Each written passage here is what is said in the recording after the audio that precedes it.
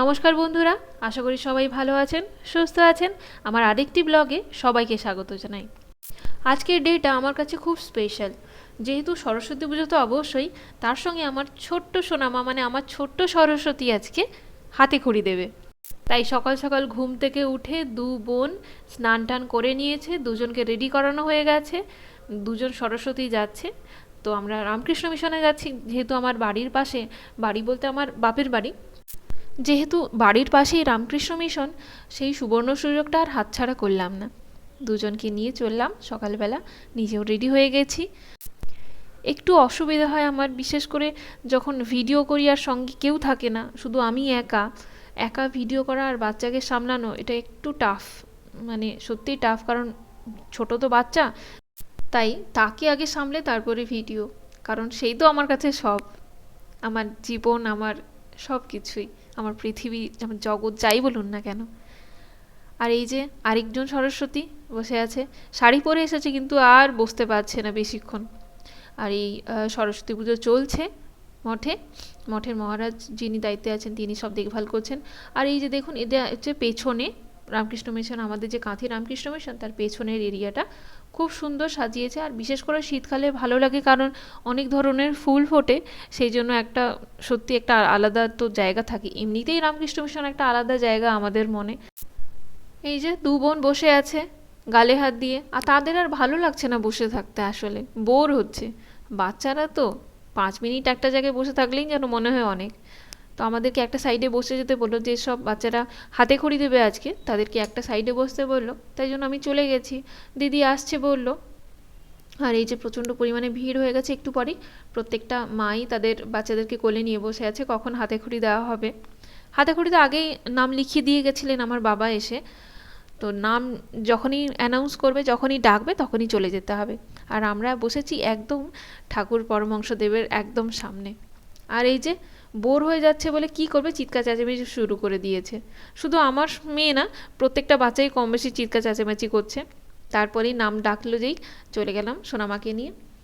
Slate এবং খড়ি নিয়ে যেতে হয়েছিল, মহারাজজি উনি হাত ধরে লিখিয়ে দিচ্ছিলেন।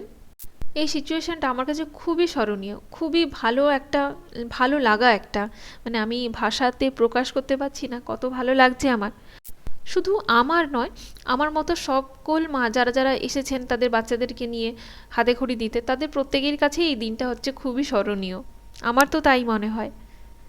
তো খুব ভালো লাগছে ও হাতে খড়ি দিচ্ছে। আর ভিডিওটা যে ক্যাপচার করে রেখেছি, সেটা ওকে দেখাতে পারবো বা নিজে দেখতে পারবো, এই একটা ভালো লাগা। হাতাখড়ি দেওয়া হয়ে গেল, এরপরে আমরা ভোগ খাচ্ছি। আর বোন চলে এসছে, বোন দিদি সবাই চলে এসছে, অঞ্জলিও দিয়েছে তারা। আর এই যে সব কচি কচি সরস্বতী, যারা ছেলেরা তারা পরেছে পাঞ্জাবি, আর যারা মেয়েরা তারা পরেছে শাড়ি। বেশ ভালো লাগছে দেখতে সবাইকে। আর দিদি এখানে বসে খিচুড়ি ভোগ খাচ্ছে। আমার খাওয়া হয়ে গেছে, সেই জন্য আমি একটু ছোট ছোট ভিডিও কয়েকটা শ্যুট করে নিচ্ছি। আর কি শ্যুট করব, যারা মেন ক্যারেক্টার ভিডিওর তারা তো ছুটে ছুটে পালিয়ে যাচ্ছে।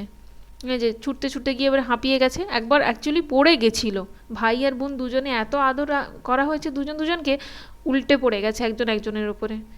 তারপরে চকলেট দিচ্ছিলাম, খেলো না। ফিরছি এবারে বাড়ি, ভোগ খাওয়া হয়ে গেছে।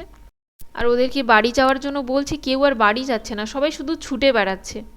একটু ড্রেস ফ্রেস চেঞ্জ করে আবার বেরোবো, কারণ সকাল থেকে শাড়ি পরে আছি। এখন প্রায় দুপুর 1টা 1:30 মতো বেজে গেছে। তো গিয়ে চেঞ্জ করে আবার বেরাবো, কারণ অলরেডি পেট তো ভর্তি, পেটের আর আজকে চিন্তা নেই। বাড়ি ফেরার সময় আমাদের বাড়ির পাশে একটা মাঠ আছে বড়, যেখানে দুর্গা পুজো হয়, কালী পুজো হয়, আবার সরস্বতী পুজোও হয়। কিন্তু সরস্বতী পুজোর বিশেষত ওই একটা মাঠেই 3টে পুজো হয়। তাই কোন গানটা শুনবো বুঝতে পারি না, মানে একটা গানের একটা রিমিক্স চলে ওখানে। যাই হোক, পুজো মণ্ডপটা বেশ ভালোই করেছে। আর রাত্রেবেলা বেরিয়েছিলাম একটু সোনামাকে নিয়ে। কাছাকাছি অনেক পুজো হয়, বিশেষ করে স্কুলের পুজোগুলো তো দেখতে খুবই ভালো লাগে। আর ক্লাবের যে পুজোগুলোও কিন্তু খুব ভালো হয় এখানে। পুজোটা বেশ জাঁকজমকই হয়, যেটা হোক সরস্বতী পুজো হোক, কালী পুজো হোক, দুর্গা পুজো হোক, যে কোনোই পুজো হোক। আর এমন সময় গেছিলাম সন্ধ্যা আরতি হচ্ছিল, দেখে বেশ ভালোই লাগলো।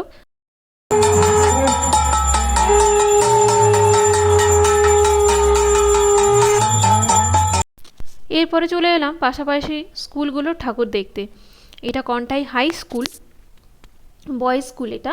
তো এখানে দেখুন বাচ্চারা কিন্তু এরা যে স্কুলের স্টুডেন্ট তারাই কিন্তু এগুলো ডেকোর করেছে, ভীষণ ভালো লাগছে দেখতে। আর কন্টাই হাই স্কুলের একটা তো নাম আছেই। এই ডেকোরেশনগুলো বাচ্চারা কিন্তু নিজেরাই করেছে, নিজেরা হাতে। হ্যাঁ, লাইট ফাইটগুলো হয়তো লাগায়নি, বাট এই যে প্যান্ডেলের ডেকোরেশন, এই থিম, এগুলো কিন্তু বাচ্চারা নিজেরাই করেছে। এইগুলো দেখলে আমাদের নিজেদের ছোটোবেলার কথা মনে পড়ে যায়। যখন আমরাও স্কুলে পড়তাম তখন আমরাও কিছু অত থিম হয়তো করতাম না, বাট ওই আলপনা দেওয়া, ঠাকুরের কাজ করা, এই জিনিসগুলো খুব ভালো লাগতো। ঠাকুর আনতে যাওয়া, তারপরে ফুলের মালা গাঁথা, খুব সুন্দর, বেশ ভালো লাগতো। আমার শুধু নয়, ছোটোবেলায় যারা যারা অঞ্জলি এরকম পার্টিসিপেট করেছেন সরস্বতী পুজোর কাজে, তারা অবশ্যই জানবেন, সত্যি খুব ভালো লাগে। তো ভেতরে এক্সিবিশন ছিল আর ঢুকিনি। এটা আরেকটা স্কুল, এটা মডেল স্কুল, সবই আমাদের বাড়ির পাশাপাশি আছে। মডেল স্কুলও খুব নাম করা। এটা আমার বাবার স্কুল, বাবা ছোটোবেলায় স্কুলে পড়তেন, বাবার স্কুলে গেছি। আর এখানেও কিন্তু বাচ্চারা কিন্তু নিজেরাই হাতে এগুলো ডেকোরেশন করেছে। বিভিন্ন ছোটো ছোটো টব বসিয়ে দিয়েছে, জঙ্গল টাইপের করেছে, আর ভেতরে বিভিন্ন জন্তু জানোয়ারের স্ট্যাচুগুলো রেখেছে। এবারে চলে যাচ্ছি পুজো মণ্ডপের দিকে। মণ্ডপ সজ্জাটা ভীষণ সুন্দর হয়েছে, আর বলার কিছু অপেক্ষা রাখে না। তবে হ্যাঁ, স্কুলগুলোতে ওরকম জোরে জোরে ডিজে বক্স এগুলো বাজে না, এটাই যা শান্তি। কারণ ক্লাবের যে পুজোগুলোতে তো মাথা খারাপ করে দেবে। আর খুব সুন্দর, আলপনাটাও খুব সুন্দর হয়েছে, মায়ের মূর্তি খুব সুন্দর হয়েছে, সব কিছুই খুব ভালো লেগেছে।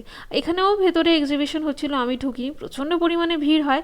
আর সোনামাকে একাকে নিয়ে গেছি, আর আমার হাতে ফোন, তো সামলাতে খুব অসুবিধা হচ্ছে, সেই জন্য আর বেশি ঢুকিনি, আর ছোটো ছোটো ভিডিওগুলো রেকর্ড করে চলে এসেছি।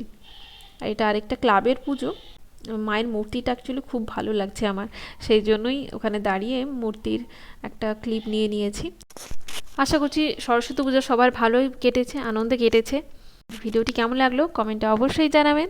দেখা হচ্ছে নেক্সট ব্লগে। ততক্ষণ সবাই ভালো থাকুন, সুস্থ থাকুন, টাটা।